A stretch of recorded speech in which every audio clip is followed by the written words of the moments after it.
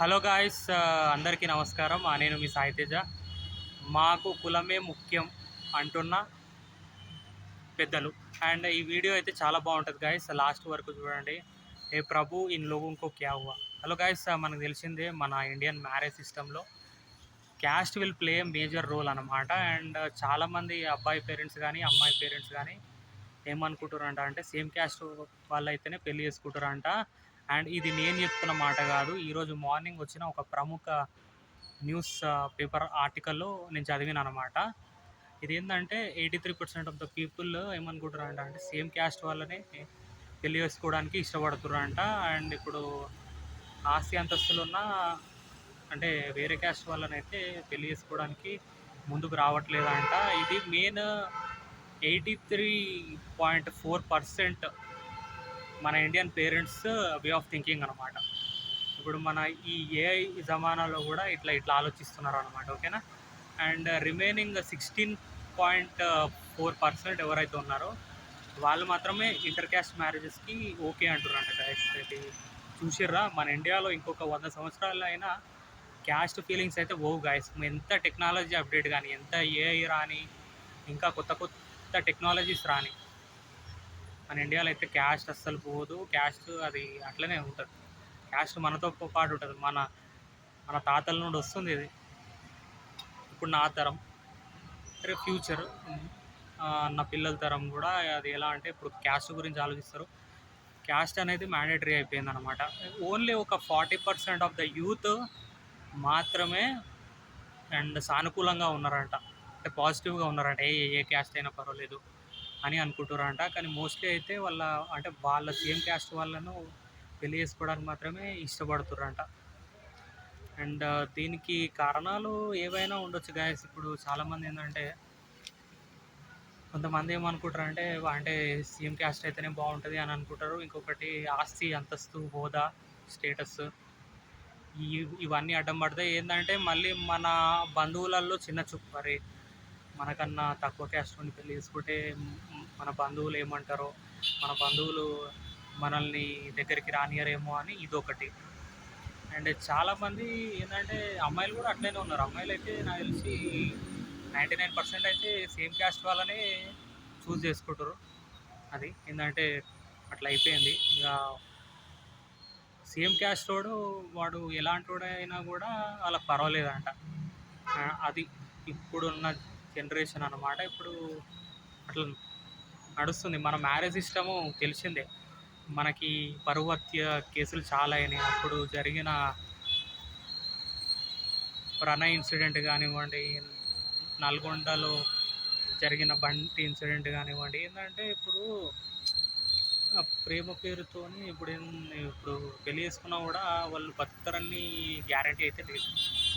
ఏంటంటే పేరెంట్స్ అనేవాళ్ళు mind set అనేది ఇప్పుడు అంటే అది వాళ్ళ తాతల నుండి వస్తుంది అట్లా అన్నమాట. ఇప్పుడు ఏంటంటే మా క్యాస్ట్ కూడా అయితేనే బాగుంటుంది, మా క్యాస్ట్ కూడా అయితేనే మాకు పరువు. ఏంటంటే వేరే క్యాస్ట్ వాళ్ళకి ఇచ్చి పెళ్లి చేస్తే వాళ్ళు ఏమనుకుంటారు అంటే మా పరువు పోతుంది. ఏంటంటే మా పరువు చాలా ఇంపార్టెంట్ అనమాట, మాకు ప్రాణం కన్నా పరువు ఇంపార్టెంట్ అని ఫీల్ అవుతారంట చాలామంది. ఇది మెయిన్గా మధ్య తరగతిలోనే ఉందంట గైస్. ఇట్లా అర్థమైందా? మెయిన్ మన మిడిల్ క్లాస్ ఫ్యామిలీస్లోనే ఇలా ఉందంట. అది రిచ్ ఫ్యామిలీస్లో ఇలా ఏం లేదంట. అంటే ఇప్పుడు రిచ్ పీపుల్ ఎలా ఉంటారంటే వాళ్ళు ఆస్తి అంతస్తులు అది చూస్తారు కదా, అదనమాట. ఇంకొకటి ఏంటంటే మన మధ్యతరగతి ఫ్యామిలీస్ కూడా చిన్నప్పటి నుంచి ఏంటంటే మన మన ఫాదర్స్ నుంచి చేస్తుందంటే అరే వాడు మన క్యాస్ట్ అయితే పర్వాలేదు, వాడు ఒకవేళ అంటే వాడికి కొంచెం బ్యాడ్ హ్యాబిట్స్ ఉన్నా ఏం కాదు అన్నట్టు కూడా ఉన్నారన్నమాట. ఇప్పుడు జమానా అనేది ఇక అంటే టెక్నాలజీ అప్డేట్ అవుతుంది, జాబ్స్ కొత్తవి వస్తాయి, కానీ క్యాస్ట్ సిస్టమ్ని అయితే ఎవరు అబాలిష్ అయితే చేయలేరు గాయస్. ఇది చాలా కష్టము. ఇండియాలో ఇది మనకి ఎన్ని గవర్నమెంట్స్ మారినా కూడా క్యాస్ట్ సిస్టమ్ అయితే పోదు. అసలు క్యాస్ట్ నడుస్తుంది అంతే, మామూలే ఇక అట్లా. ఏంటంటే ఇప్పుడు నేను మొన్న ఒక ఇన్సిడెంట్ చూసిన. ఒక డిస్టిక్లో వాళ్ళ కూతురు వేరే అమ్మాయిని అంటే పెళ్ళి చేసుకుందని చెప్పేసి, వేరే అబ్బాయిని సారీ వాళ్ళ కూతురు వేరే తక్కువ కులం అబ్బాయిని పెళ్లి చేసుకుందని చెప్పేసి వాళ్ళ అమ్మాయిని చంపేసాడు అనమాట. ఇలాంటి ఇన్సిడెంట్ ఏంటంటే ఈ పరువు హత్యలు అయితే చాలా అవుతాయి. నేను చిన్నప్పటి నుంచి చూస్తుంటా. ఈ పరువు హత్యలు అయితే చాలా ఘోరంగా అవుతుంటాయి మన ఇండియాలో మెయిన్. అట్లా అన్నమాట. చూసిర్రా ఇప్పటికి కూడా ఇప్పుడు ఈ 2026 ఇప్పుడు కూడా 83% of the people same caste వాళ్ళని పెళ్లి చేసుకుంటారంట గైస్. ఇంటర్ క్యాస్ట్ వద్దంట. అట్లా తయారయ్యారు. ఇంకా అట్లా ఉంది చూడండి. ఇంకోటి గాయస్ ఒకటి చెప్తున్నా, నువ్వు అదా అదే నువ్వు అదాని కొడుకు అంబానీ కొడుకు అయితే క్యాస్ట్ బొంగు కూడా చూడరు నేను. అట్లా ఉంటుంది క్యాస్ట్ బొంగు, అసలు డేకను కూడా డేకరు. అదే నువ్వు రిచ్ కిడ్ అయితే నీ క్యాస్ట్ చూస్తారా? అప్పుడు నీ క్యాస్ట్ చూడరు, నీ వెనకలో ఉన్న ఆస్తి చూస్తారు. ఇట్లా అన్నమాట మైండ్ సెట్. ఇప్పుడు ఆస్తులు సంపాదించాలంటే నిజంగా ఉంటే పెద్ద జాబ్ అన్న ఉండాలి, లేదంటే పెద్ద బిజినెస్ అన్న ఉండాలి గాయస్. ఇప్పుడు మ్యారేజ్ చేసుకోవాలంటే సిచ్యువేషన్స్ అయితే చాలా డిఫికల్ట్గానే ఉన్నాయి. ఇప్పుడు మనకి ఫైనాన్షియల్ స్టెబిలిటీ అనేది చాలా ఇంపార్టెంట్. చిన్నప్పటి నుంచి కూడా కార్పొరేట్లోనే చదివి చిన్నప్పటి నుంచి కూడా చాలా ఆశలతో బయటకు వస్తారు. అండ్ మా ఫ్రెండ్ ఒక అతను గాయస్, ఇది మీకు కూడా చాలా బాధ అనిపిస్తుంది చెప్తే. అతనికి నాకు వచ్చేసి 25. యాక్చువల్గా మా ఫ్రెండ్ అంటే మా ఫ్రెండ్ వాళ్ళ అన్న. అతనికి ఏమైందంటే ఇప్పుడు మొన్న కాగ్నిజెంట్ ఇంటర్వ్యూకి వచ్చాడు గాయస్. కాగ్నిజెంట్ ఇంటర్వ్యూకి వచ్చాడు. అతని ఏజ్ 29 అనమాట. అతను ఓల్డ్ సిటీ అనమాట. అతను ఏమన్నాడంటే వాళ్ళ ఇంట్లో అతన్ని మ్యారేజ్ చేసుకోమని ఫోర్స్ చేస్తారంట. అతనిది కూడా MBA అయిపోయింది, కానీ అతనికి ఇంకా జాబ్ రాలేదు. అయితే అతను వాళ్ళ పేరెంట్స్తో ఒకటే చెప్పిండట, నాకు బతకనికనే కష్టం ఉంది, నేను పెళ్లి చేసుకొని ఎట్లా పూజిస్తా ఇలా అన్నమాట. ఏంటంటే ఫస్ట్ నేను చెప్పేది ఏంటంటే ఫైనాన్షియల్ స్టెబిలిటీ అనేది చాలా ఇంపార్టెంట్ గాయస్ ఎవరికైనా సరే. ఫైనాన్షియల్ స్టెబిలిటీ లేకుండా ఇప్పుడు మనకి మూవీస్లో చూపిస్తారు ఈ లవ్ స్టోరీస్ ఇదంతా. ఈ లవ్ స్టోరీస్ ఎలా ఉంటాయంటే ఈ సినిమాలలో ఉన్నంత అందంగా బయట ఉంటాయి గాయస్. అంతా ఫేక్, అది అంత చెత్త ట్రాష్ అంటే ట్రాష్.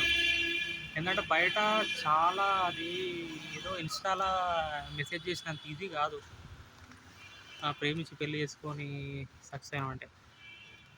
అట్లా ఉంటుంది. ఏంటంటే లవ్లో ఓడిపోయిన వాళ్ళు కూడా గొప్పలు అవుతారు. నేను కూడా మోడీలాగా చాలా గొప్ప స్థాయికి వెళ్ళాలని కోరుకుంటున్నా. నాకైతే ఈ మ్యారేజ్ మీద అయితే నాకు ఇంట్రెస్ట్ లేదు. నేను చదివింది MBA. అండ్ తప్పకుండా నేను ఏదో ఒక రోజు Modi sir is my role model అన్నమాట. ఆయనలాగా ఒక గొప్ప స్థాయికి వెళ్ళాలని కోరుకుంటున్నా గాయస్. నిజంగా ఈ ఫ్యామిలీ ఇదంతా ఓకే అదనమాట. దేశం కోసం పనిచేయాలి, ఏదో ఒకటి చేయాలి. By the people, for the people, of the people. నేనైతే స్వార్థపరుని అయితే కాదు. ఏంటంటే ఆయనలాగా నేనైతే ఒకటే కోరుకుంటా గాయస్. ఇది చాలా నేనైతే మోడీలాగా అవ్వాలని ఎందుకు కోరుకుంటున్నా అంటే చిన్నప్పటి నుంచి నేను ఆయన పెద్ద ఫ్యాన్ అనమాట, 8th క్లాస్ నుండి కూడా. ఇప్పుడు ఏంటంటే ఆయనలాగా కావాలంటే ముందు మనకి ఫైనాన్షియల్ స్టెబిలిటీ కావాలి, ముందు మన ఫ్యామిలీని చూసుకోవాలి కదా. అది ఇంకొకటి ఏంటంటే ముందు మన పేరెంట్స్ చిన్నప్పటి నుండి మనల్ని కష్టపడి చదివించారు, చిన్నప్పటి నుంచి కష్టపడి చదివించారు మనల్ని. ఏంటంటే ఒక జాబ్ తెచ్చుకొని వాళ్ళని మంచిగా చూసుకోవాలి, మంచిగా ఒక జాబ్ తెచ్చుకొని ఆ తర్వాత ఇక నేను వస్తా తప్పకుండా. ఏంటంటే ఇప్పుడున్న సిచ్యువేషన్లో నేను అనుకుంది నా గోల్ నేను రీచ్ అవ్వలేకపోతున్నా. అండ్ దానికి కారణాలు చాలా ఉన్నాయి. ఏంటంటే ఇప్పుడు నేను వస్తే తప్పకుండా ఏదో ఒక రోజు నేను ఆయనలాగా మా బడే సాబ్ లాగా గొప్పవాడిని అయితే నేను తప్పకుండా. And is my role model. ఆయన 8th క్లాస్లో నేను 8th ఉన్నప్పటి నుంచి చూస్తాను. స్వార్థం లేదు, ఫ్యామిలీ లేదు. ఆయనకంటే ఒక వైఫ్, మ్యారేజ్ అయిన 3 monthsకి ఆయన వాళ్ళ భార్యను వదిలేసి దేశం కోసం పనిచేస్తాడు కానీ నిజంగా ఆయన లాంటి గొప్పడు అసలు ఉంటాడు కదా భూమి మీద. By is my role model.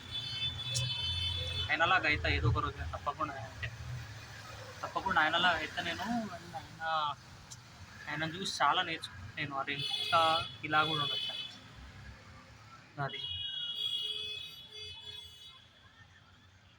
జై శ్రీరామ్ గైస్. అది ఈ వీడియోలో ఇంతే అనమాట. ఇంకొకటి ఏంటంటే ఇది 83% of the people same caste, 17% of the people మాత్రమే ఇంటర్ క్యాస్ట్ అని ఒప్పుకుంటారంట. అది ఇంకా 40% మన యువతలో అయితే గట్టే ఉంది. యువత అట్లా ఉన్నారు. కానీ గాయస్ మోస్ట్లీ అయితే ఒప్పుకోరు. ఇంటర్ క్యాస్ట్ మ్యారేజెస్ ఎట్లున్నాయంటే చాలా ఘోరంగా ఉంటాయి.